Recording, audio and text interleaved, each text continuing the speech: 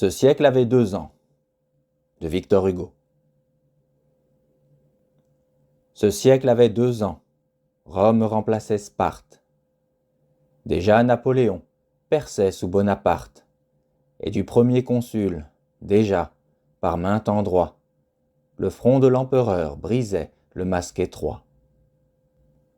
Alors dans Besançon, vieille ville espagnole, jetée comme la graine au gré de l'air qui vole, naquit d'un sang breton et lorrain à la fois, un enfant sans couleur, sans regard et sans voix. Si débile qu'il fût, ainsi qu'une chimère, abandonné de tous, excepté de sa mère, et que son cou ployé, comme un frêle roseau, fit faire en même temps sa bière et son berceau.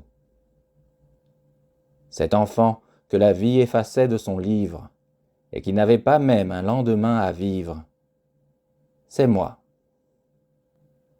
Je vous dirai peut-être quelques jours quel lait pur, que de soins, que de vœux, que d'amour, prodigués pour ma vie en naissant condamné, m'ont fait 2 fois l'enfant de ma mère obstinée.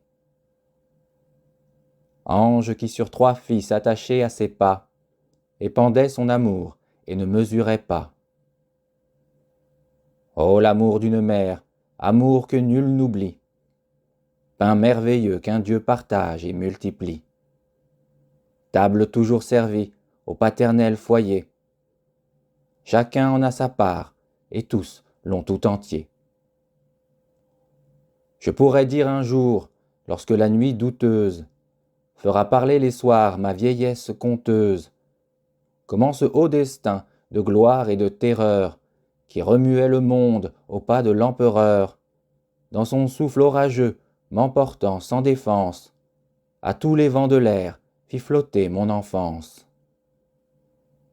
Car, lorsque l'Aquilon bat ses flots palpitants, l'océan convulsif tourmente en même temps le navire à 3 ponts qui tonne avec l'orage, et la feuille échappée aux arbres du rivage. Maintenant, jeune encore et souvent éprouvé, j'ai plus d'un souvenir profondément gravé, et l'on peut distinguer bien des choses passées dans ces plis de mon front que creusent mes pensées. Certes, plus d'un vieillard sans flamme et sans cheveux, tombé de lassitude au bout de tous ses vœux, pâlirait s'il voyait, comme un gouffre dans l'onde, mon âme où ma pensée habite, comme un monde, tout ce que j'ai souffert, tout ce que j'ai tenté, tout ce qui m'a menti comme un fruit avorté.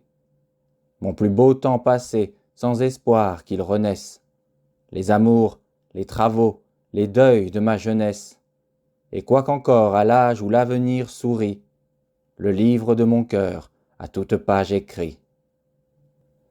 Si parfois de mon sein s'envolent mes pensées, mes chansons par le monde en lambeaux dispersés, s'il me plaît de cacher l'amour et la douleur dans le coin d'un roman ironique et railleur, si j'ébranle la scène avec ma fantaisie, si j'entrechoque aux yeux d'une foule choisie d'autres hommes comme eux, vivant tous à la fois de mon souffle et parlant au peuple avec ma voix, si ma tête, fournaise où mon esprit s'allume, jette le verre d'airain qui bouillonne et qui fume dans le rythme profond, moule mystérieux d'où sort la strophe ouvrant ses ailes dans les cieux, c'est que l'amour, la tombe et la gloire et la vie, l'onde qui fuit par l'onde incessamment suivie, tout souffle, tout rayon, ou propice, ou fatal, fait reluire et vibrer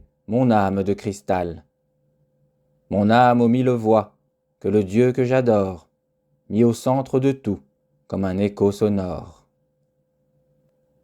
D'ailleurs, j'ai purement passé les jours mauvais, et je sais d'où je viens, si j'ignore où je vais. L'orage départit avec son vent de flamme, sans en altérer l'onde, a remué mon âme. Rien d'immonde dans mon cœur, pas de limon impur, qui n'attendit qu'un vent pour en troubler l'azur. Après avoir chanté, j'écoute et je contemple, à l'empereur tombé, dressant dans l'ombre un temple, aimant la liberté, pour ses fruits, pour ses fleurs, le trône pour son droit, le roi pour ses malheurs. Fidèle enfin au sang qu'on versait dans ma veine, mon père vieux soldat, ma mère vendéenne.